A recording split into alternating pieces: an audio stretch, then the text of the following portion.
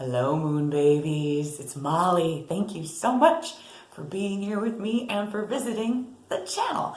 Today, we're going to talk about art magic, specifically the creation of an oracle deck. Now, this is not about the creation of a deck for publishing. This is going to be a video about how to create your own personal handmade oracle to enhance your practice and deepen your magic and play with art magic.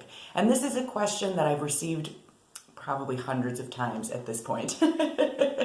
People saying, I really want to make a deck, but I don't know how to start. This project's too big. What do we do? So in this video, we're going to break down the process into 7 steps from the ideation to completion of your own powerful personal oracle.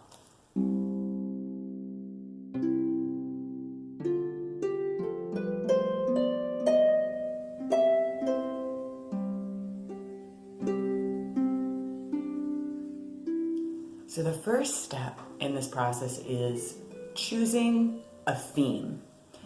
What kind of imagery works for you? What are you interested in? And the theme can be very specific, or it can be a little looser, a little more ambiguous. So don't freak out if you don't want to commit to creating an entire oracle around angels or lizards. I mean, that might be your bag, and that's fine. But themes also include things like nature, the use of words, specific colors. And what this is going to do is provide us with a little bit of structure to continue our ideation. So choosing a theme. Number 2, you might wish to assign this oracle a purpose. So how do you envision yourself using this oracle?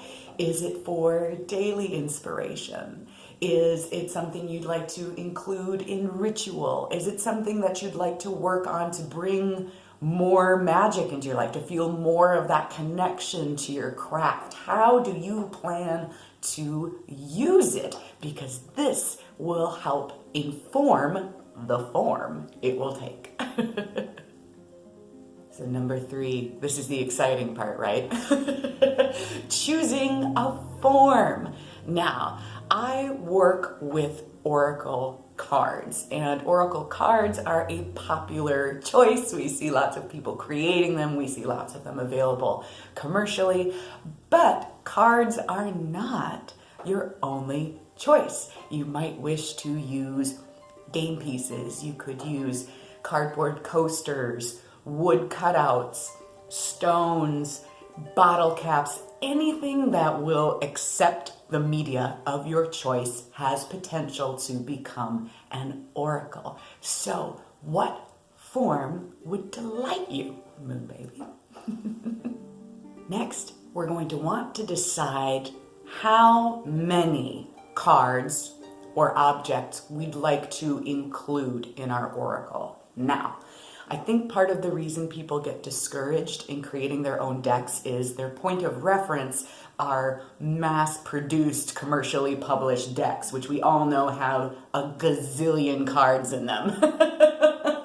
You do not need a bazillion cards to have an effective oracle. In my personal experience, I've found that 20 to 25 usually gets the job done. And if you're choosing to create an object-based oracle with shells or stones or bottle caps, you may find that even fewer will help keep your oracle really potent and focused.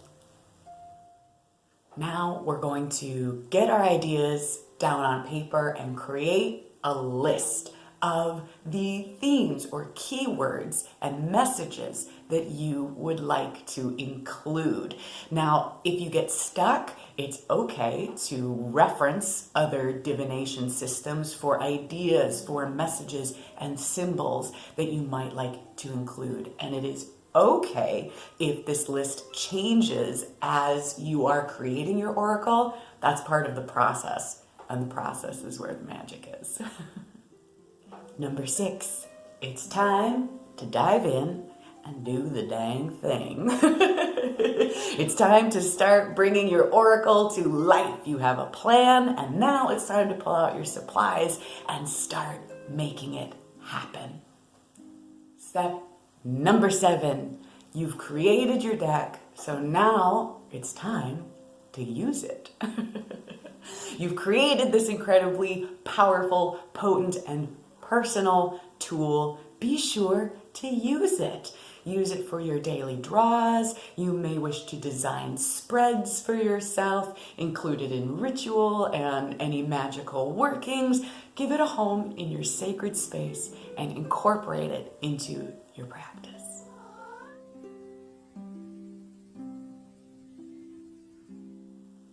So to wrap up, I wanted to offer you a few little tips to help you make this kick-ass oracle and help you along the way.